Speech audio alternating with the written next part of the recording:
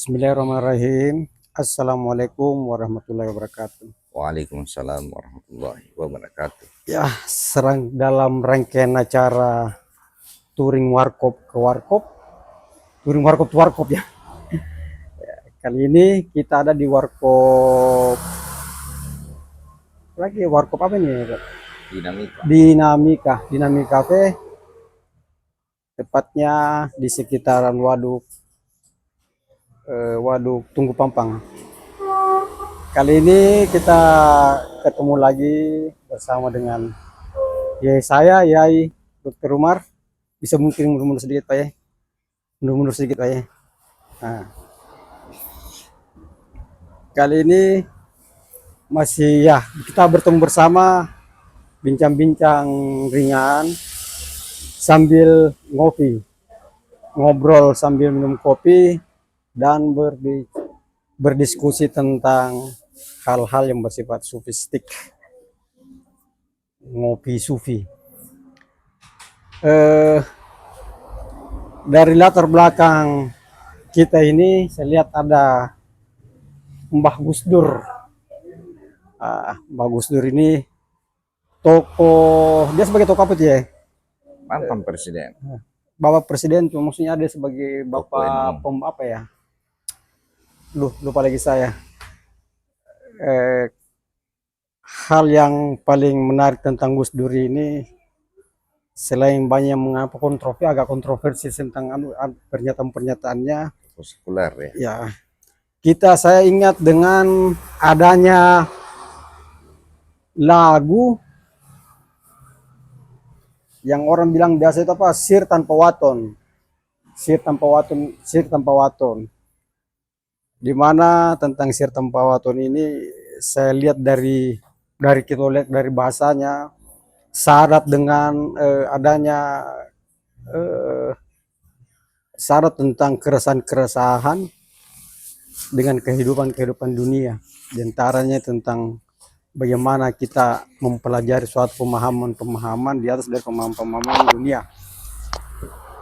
Di dalam sistem pewaton ini Gus Dur mengingatkan kita tentang pentingnya mempelajari sebuah pelajaran bersifat hakikat ya, atau dalam hal ini pembelajaran tentang tarekah, bahwa dalam Sir Tanpa Waton ini mengatakan bahwa kita, wahai sahabat-sahabatku pria dan wanita, janganlah mempelajari syarat-syarat beloko. Jangan cuma tertuju ke syariat, kalau bisa tingkatkan diri untuk mempelajari di atas syariat itu yang namanya adanya tentang hakikat. Kali ini mungkin Pak dokter bisa menjelaskan atau apa yang dokter kata tentang Gus Dur selama ini, dan bisa menjelaskan tentang makna dari lagu Sir Tanpa Waton itu, utamanya tentang bahwa jangan kita cuma belajar syariat belaka, jangan cuma kita belajar syariat, kalau bisa tingkatkan pelajaran kita dalam hal pelajaran tarikoh, karena dengan pelajaran tarikoh itu ada jalan yang bisa mencerahkan kita tentang perjalanan kita dalam mengenal diri sampai dengan mengenal Tuhan. Saya pikir mungkin Pak dokter bisa jelaskan. Baik, terima kasih Pak Yailuke. Assalamualaikum warahmatullahi wabarakatuh. Waalaikumsalam warahmatullahi wabarakatuh. Selamat malam, Om Swastiastu, Namo Buddhaya, Salam Rahayu, salam kebajikan. Alhamdulillah malam hari ini kita menyempatkan waktu untuk bersama saudara Ruhani. Alhamdulillah. Yang menarik di tempat kami ini ada gambar Pak Gus Dur ya. Ini mantan Mbah Gus Dur. Mbah Gus Dur. Salah satu mantan presiden kita yang pada tahun dan bulan ini tanggal 10 November mendapatkan gelar sebagai pahlawan nasional. Siap ya. Jadi kita ucapkan selamat buat Mbak Yai Gus Dur dan kepada seluruh keluarga Beliau dikenal sebagai sesepuh dari organisasi Islam terbesar di Indonesia adalah Nahdlatul Ulama. Ya. Nah, tadi menarik disebutkan ada yang sangat terkenal dan fenomenal ya. Salah satu syair lagu Gus Dur yang disebut dengan syair tanpa waton. Syair ini sangat dikenal di tanah Jawa, terutama di daerah Jawa Timur. Setiap kali para pemirsa mungkin jalan-jalan ke daerah Jawa Timur, Surabaya dan sekitarnya, hampir masjid, musola ya, memasuki waktu sholat itu pasti diputar itu namanya syair tanpa waton. Beda kalau di Sulawesi, di Makassar dan sekitarnya, kalau masjid mau sholat itu ya yang tahrim. Di sini ada tahrim ya, tilawah Quran. Saya hidup tapi ingat teman, biasa didengar saya punya nada panggilan itu syair tanpa waton. Suatu ketika dia ke Surabaya, tiba-tiba didengar lagu itu pada saat masuk menjelang sholat, dia dengar lagunya syair tanpa waton. Tiba-tiba dia ingat saya punya juga. Nada dering itu. Nada dering, luar biasa Pak Il. Iya betul. Ternyata sangat kuat ya, erat emosionalnya Pak Il karena sampai menjadi nada dering sepanjang waktu. Alhamdulillah. Nah, salah satu dari sekian banyak syair tanpa waton tadi disebutkan, yang ini syair yang ditulis dalam bahasa Jawa. Bolong apa ya? Itu ya syairnya. Bolong konco priyo wanito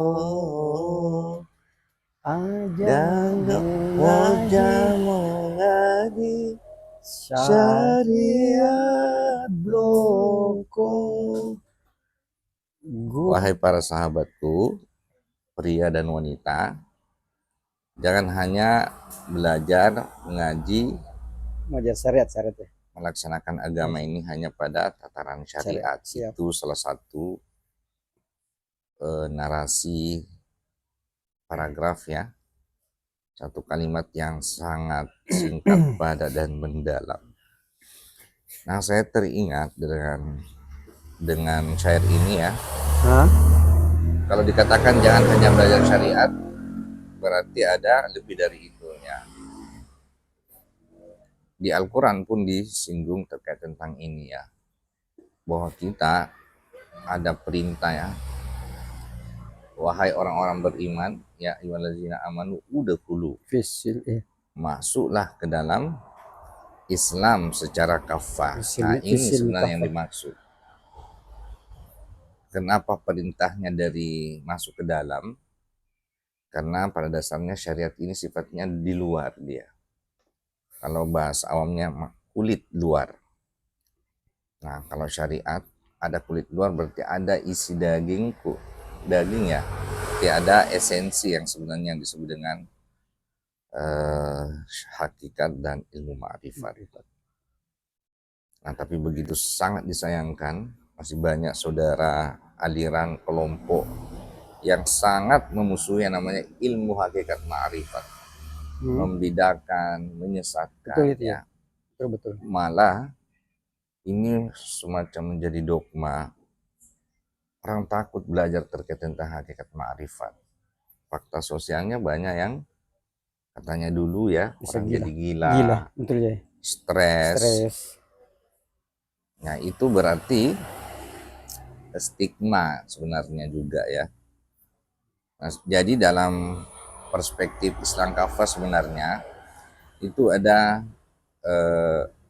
perunutan ya, syariat, thariqah, hakikat ma'rifat. Ini urutannya secara konsep, secara teori, tetapi secara praktek ketika Rasulullah SAW mendapatkan wahyu untuk mendakwakan ya, menerima syariat agama Islam, secara praktek sebenarnya Rasulullah itu melaksanakan secara koheren ya. Ini dilakukan secara bersamaan. Jadi Nabi menjalankan syariat dengan tarekat ya. Dan itu prakteknya di alam hakikat dan tujuannya ya proses adaptasi menuju alam ma'rifat.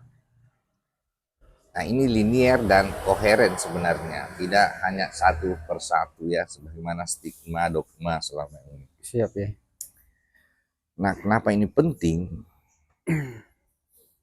Bagi yang menyesatkan itu kebanyakan dari kelompok-kelompok yang berpaham Wahabi dan saudara-saudara dari Salafi ya, karena menganggap ini bid'ah Bidah. dan tidak ada di zaman Rasulullah. Padahal kalau kita lihat ya, tidak ada katanya di Al-Quran, tidak ada di dalam hadis. Padahal kalau kita mau membuka ya, Al-Quran begitu banyak ayat-ayat yang men-stressing, menekankan ya, menguatkan terkait tentang amalan thariqah. Coba buka surah Al-Jin 16, di situ ada thariqah. Nah di dalam thariqah itu kita mengikuti seorang guru mursyid. Iya. Nah guru mursyid dalilnya di mana? Silahkan buka Al-Kahfi 17. 17. Waliyam mursyida. Inilah guru pembimbing rohani di akhir zaman ini. Karena guru pembimbing rohani kita secara langsung sudah khatam para nabi dan rasul. Tapi yang melanjutkan visi kerasulan atau fungsi kerasulan adalah seorang ulama pewaris. Inilah yang disebutkan di dalam Al-Kahfi 17. Nah kemudian, kenapa kita belajar ma'rifat? Iya. Hampir semua ya ayat-ayat Al-Quran ujungnya adalah ma'rifat. Silahkan buka salah satunya di surah Al-Alaq itu ya. Wa inna ila rabbika ruja'ah, dan sesungguhnya hanya kepada Tuhan kita kembali. Silakan buka Al-Qasas 88. Kullu syai'in halikun illa wajha. Semuanya akan mengalami kehancuran binasa kecuali wajah Allah. Lahul hukmu. Dialah satu-satunya yang memiliki kebijakan. Wa ilahi turja'un. Dan hanya kepadanya Tuhan kita kembali. Kepada yang Tuhan kita kembali. Dan hampir semua fenomena kematian, Iya. doa secara spontan kita mengucapkan innalillahi, dan itu pun ayat. Wa inna ilahi roji'un. Ini ayat apa? Ini ayat ma'rifat. Jadi ma'rifat itu bagaimana kita mencapai tujuan dari agama itu adalah kita belajar, beradaptasi untuk mengenal, dan sampai bisa kembali di kehadirat Allah Subhanahu wa Ta'ala. Inilah tujuan agama sebenarnya. Masya Allah. Akan sangat berbeda ketika dianggap bahwa agama itu hanya pada tataran syariat.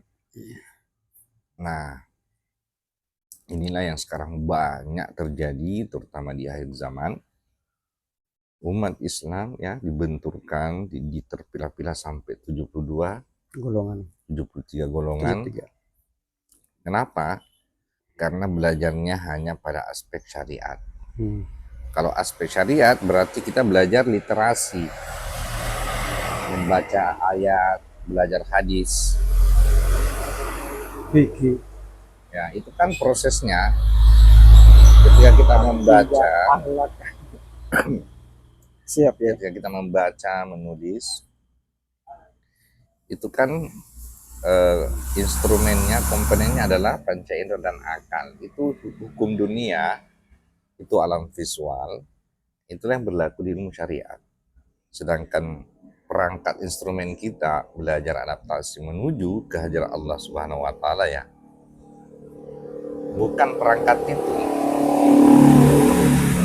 tapi kita menggandeng unsur ketuhanan yang telah Allah amanahkan itulah ruh kita yang biasa disebut dengan ruhani. Nah, belajar ruhani itulah fungsinya kita belajar ilmu hakikat Hakikat. dan ma'rifat melalui thariqah. Iya, iya. Nah, dalam kurikulum sekolah kita ini, thariqah itulah yang disebut sebagai metodologi agama. Mungkin itu saja Pak ya. Siap Kiai. Dengar penjelasan ya ini, tambah dengan suasana yang sangat jujur sahdu sekali ya. Enak suasana ini. Ya itulah tadi tentang bagaimana penjelasan tentang di Sir Tampoten ini, bahwa perlunya kita mempelajari tarekat yang merupakan sebuah metodologi untuk marifatullah, mengenal Tuhan. Nah, terkait tadi stigma, Iya betul. ada orang stres, gangguan mental belajar hakikat marifat karena tidak menggunakan metodologi. Dan memang juga stigma ini sudah lama terbangun itu ya, dan mungkin ada memang segelintir orang atau kelompok yang memang sengaja mengacaukan, barangkali begitu Pak. Ya. Sehingga ya muncullah stigma bahwa mempelajari yang namanya tarekat itu bisa gila, bisa apa lagi, stres. Padahal padahal kalau kita ini ya biasa-biasa saja ya, barangkali begitu ya. Ya. Menarik juga saya pikir tentang bahwa perlunya kita mempelajari sebuah hakikat. Jadi Gus Dur bilang bahwa para sahabat jangan cuma kita mempelajari syarat saja. Perlunya kita ini, karena dengan mempelajari metodologi tarekat ini kita bisa terbimbing sampai bisa mengenal Tuhan. Ya, sudah cukup. Jadi begitulah mungkin tentang penjelasan yang dijelaskan sama ya dokter, bahwa buat kalian-kalian ini yang perlu kita ketahui bahwa syarat memang penting. Kalau perlu jangan cuma mempelajari tentang syarat saja, coba tingkatkan lagi. Di atas dari pelajaran syariat itu ada yang namanya pelajaran tarikat. Di sana membahas tentang hakikat dalam sebuah agama. Itu.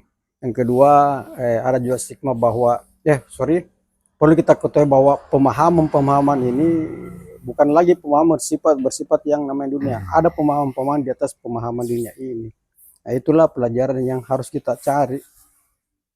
Sebagaimana di dalam ayat Quran itu yang mengatakan bahwa wabtagu ilahil wasilah, salah satu jalan begitu ya. Carilah wasilah itu melalui jalan thariqah. Saya pikir cukup sekian untuk hari ini tentang penjelasan Sir Tanpa Waton. Kalau ada yang penasaran tentang lagu tersebut, bisa kalian lihat banyak di medsos tentang Sir Tanpa Waton. Itu lagu daripada salawat Gus Dur istilahnya. Baik, saya kira cukup sekian. Billahi taufik wal hidayah, billahi wal inayah, billahi anta maksudi warda. Wassalamualaikum warahmatullahi wabarakatuh.